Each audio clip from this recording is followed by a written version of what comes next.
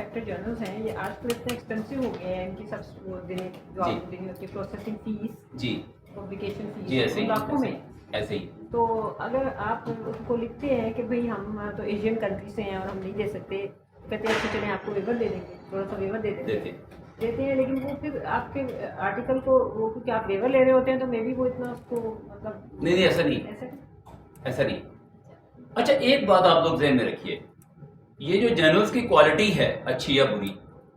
और जर्नल की जो उसकी फीस है, ये जो पब्लिशिंग फी, इसका आपस में कोई कोरिलेशन नहीं है, बिल्कुल भी नहीं है। मैं आपको मजे की बात बताऊं कि मेरा एक्सपीरियंस जो है वो काफ़ी सालों से आर्टिकल लिखने का और पब्लिश करने का है, तो मैं हमेशा फ्री जर्नल, हमारे सोशल साइंसेज में बहुत सारे जर्नल फ्री होते हैं,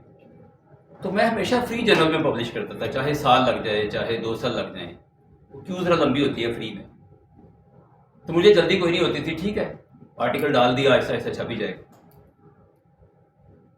तो मेरे हमेशा से फ्री जर्नल्स में आर्टिकल छपते थे, लेकिन अब पिछले कुछ सालों से जो कि मेरे साथ मेरे पीएचडी के स्टूडेंट्स आ गए, अच्छा उनमें से बात की ख्वाहिश होती है कि हम पैसे दे सकते हैं,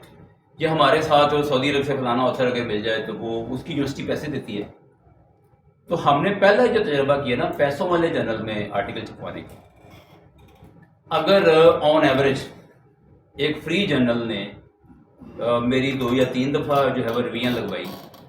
तो प्राइस वाले जर्नल ने 6 दफ़ा लगवाई। आप हैरान होंगे। अच्छा स्टूडेंट ये समझ रहा था पीएचडी का कि चूंकि हम पैसे देंगे यूं करके अप्रूवल होगी,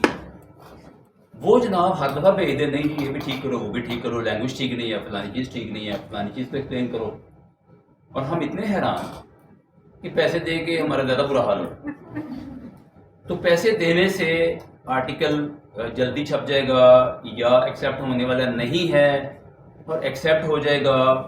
ये बिल्कुल नहीं होता, सिवाय उन जर्नल्स के कि जिनको हम धोखेबाज या प्रेडेटरी जर्नल कहते हैं। उनका काम ही जो है वो पैसे कमाना और धोखा देना है। वो जर्नल्स हैं मार्केट में, ये वो भी इनको बताएं जरा कि वो किस तरह से उसको रिकॉग्नाइज करते जी बिल्कुल सही। उस पर ना मैंने एक छोटी सी वीडियो बनाई है, अगर आप सिर्फ उस पर यूट्यूब पे जाके ना प्रेडेटरी जर्नल्स लिखें और साथ मेरा नाम का एक खालिद लिख दें या महमूद लिख दें, तो वो एक छोटी सी वीडियो है चंद मिनट की, उसमें मैंने पूरा तरीका बताया प्रेडेटरी जर्नल कौन से होते हैं, कैसे आइडेंटिफाई करते हैं, उसमें पूरी वेबसाइट्स भी बताई हैं कि कहाँ जाके देखना होता है। वो वीडियो आप देख लेंगे तो सिंपल सी लैंग्वेज में है, छोटी सी वीडियो, वो प्रेडेटरी जर्नल की पहचान कैसे करते हैं, उसमें खराबियाँ कैसे